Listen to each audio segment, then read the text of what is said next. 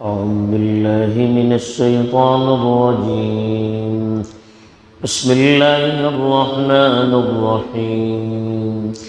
زين للناس حب الشهوات من النساء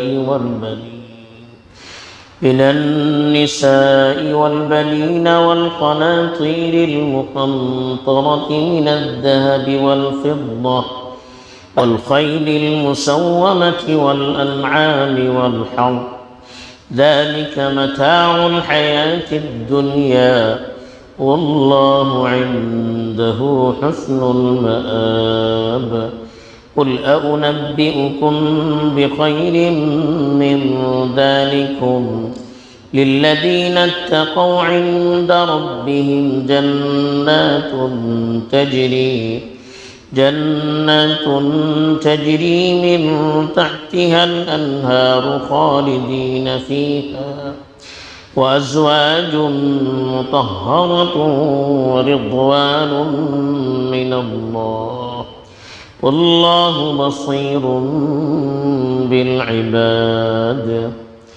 الحمد لله والصلاة والسلام على رسول الله أما بعد. پیچھے چونکہ بتایا گیا تھا کہ جو کافر ہیں ان کا مال، ان کی اولاد اللہ کے مقابلے میں نہ دنیا میں کوئی فائدہ دے سکتی ہے نہ آخرت میں کوئی فائدہ دے سکتی ہے. اسی مناسبت سے پچھلے واقعات کی طرف اشارہ بھی کیا گیا تھا. اب جو آیات تلاوت کی گئی ہیں اس میں خاص طور پر انسان کی فطرت کو بتایا گیا ہے کہ انسان کو اس چیز سے محبت ہوتی ہے جس کی طرف اس کا دل مائل ہوتا ہے، جس کی اس کے دل میں خواہش ہوتی ہے. اس کو شہوت کہتے ہیں. شہوت کا مطلب وہ چیز جس کی طرف دل مائل ہے، دل جس کو چاہے. انسان اس چیز سے عام طور پر محبت کرتا ہے. اور وہ چیز کیا ہوتی ہے؟ عمومی اعتبار سے عام طور پر ان چیزوں کی طرف طبیعت مائل ہوتی ہے اور ان چیزوں سے انسان کو محبت ہوتی ہے جن کا تعلق دنیا سے ہوتا ہے، جس کا فائدہ اس دنیا میں ہوتا ہے. وہ کیا چیز ہے؟ اس کی تفصیل اللہ نے بتائی ہے. زین للناس، لوگوں کے لیے خوبصورت بنا کر پیش کیا گیا ہے. اب یہ پیش کرنے والے کون ہیں؟ اللہ کی طرف سے فطری چیز بھی ہو سکتی ہے یا شیطان اور نفس انسان کو وہ چیز مزین کرا کر، خوبصورت بنا کر، خوشنما بنا کر پیش کرتا ہے.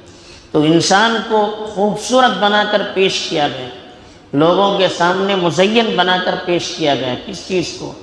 حب الشہوات، شہوتوں کی محبت کو.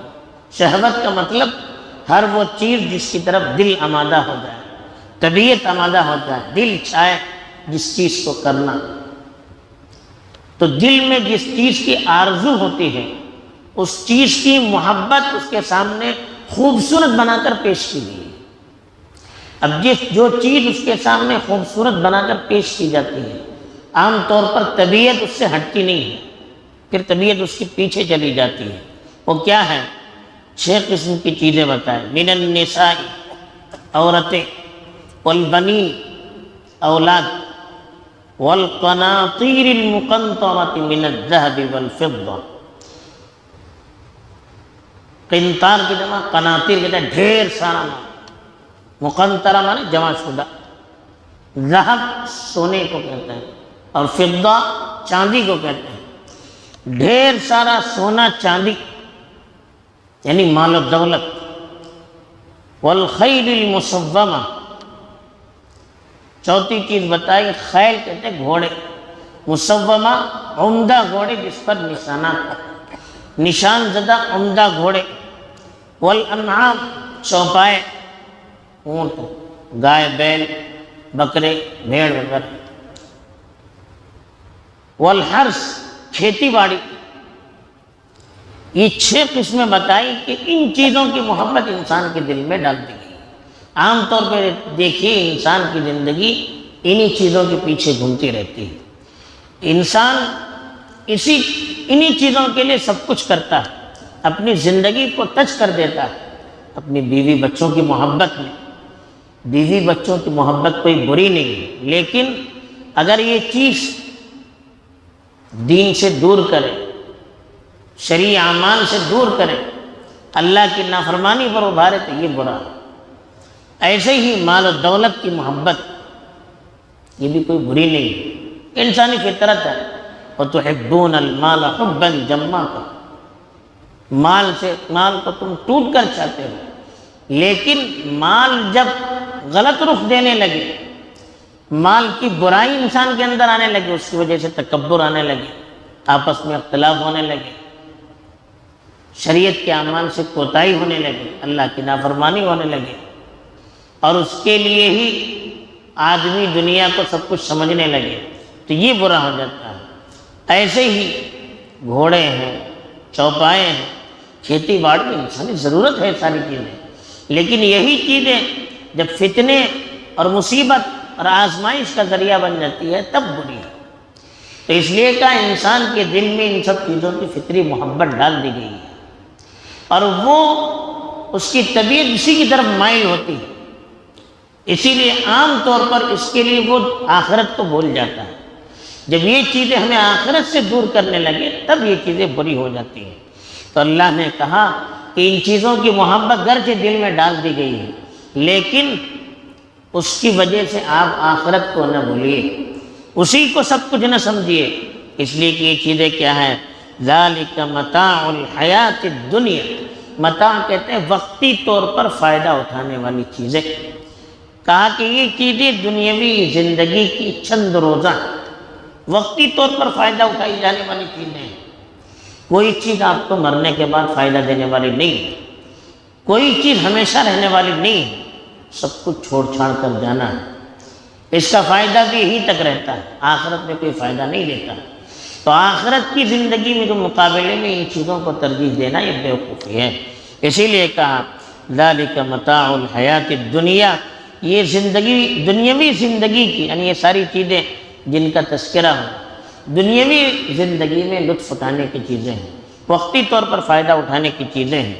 واللہ عندہ حسن المآب، مآب کہتے ہیں ٹھکانہ، حالانکہ بہترین ٹھکانہ اللہ کے پاس ہے، یہ دنیا میں بہترین ٹھکانہ نہیں ہے، ہمیشگی کا ٹھکانہ نہیں ہے۔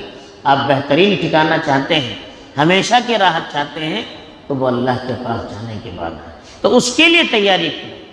پھر اللہ نے بتایا وہ کیا چیز ہے؟ قل، اب پوچھئے، اُنَبِّئُكُمْ، کیا میں تمہیں بتلاؤں، بِخَيْرٍ مِّن ذَلِكُمْ، ان سے بہتر چیز، جن چیزوں کا پیچھے تذکرہ کیا کہ جس کی طرف انسانی طبیعت مائل ہوتی ہے، انسان جن سے محبت کرتا ہے، تو ان سے بہتر چیزیں جو اللہ کے نزدیک اس سے بہتر ہیں تمہارے لیے، وہ چیزیں نہ بتاؤں؟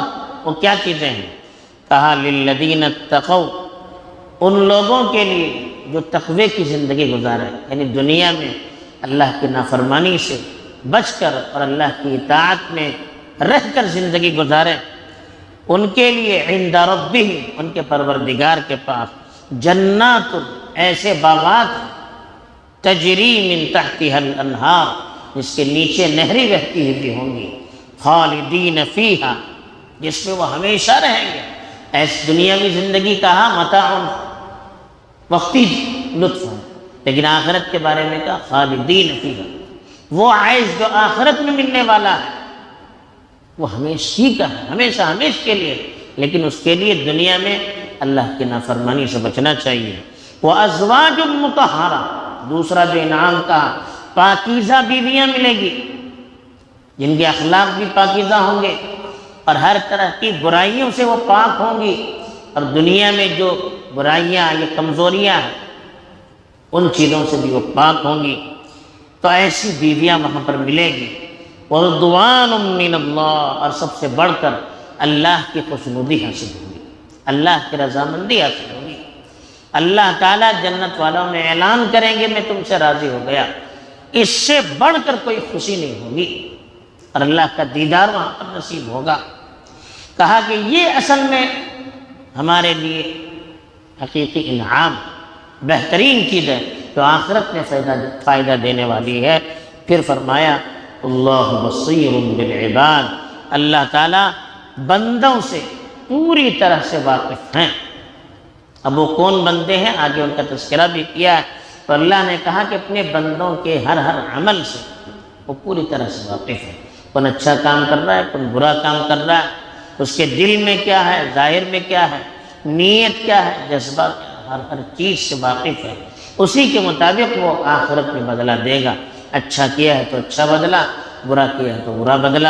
بہرحال ان آیات میں یہی پیغام دیا گیا کہ انسان اپنی ذاتی دلچسپیوں میں پڑھ کر، فطری خواہشات کے پیچھے پڑھ کر، دنیاوی عیش و عشرت میں پڑھ کر، یہاں کی چند روزہ چیزوں میں مبتلا ہو کر اپنی آخرت کو برباد نہ کرے، بلکہ اللہ کی نافرمانی سے بچ کر حقیقی جو ہماری آنے والی زندگی ہے، وہاں جو کامیاب کرنے والی چیزیں ہیں، وہاں کی جو عیش کی چیزیں ہیں جو ہمیشہ رہنے والی ہیں، اس کے لیے کوشش کریں، وہی انسان دنیا میں بھی کامیاب ہوگا، آخرت میں بھی کامیاب ہوگا۔ اللہ تعالی ہمیں ان میں شامل فرمائے، آمین۔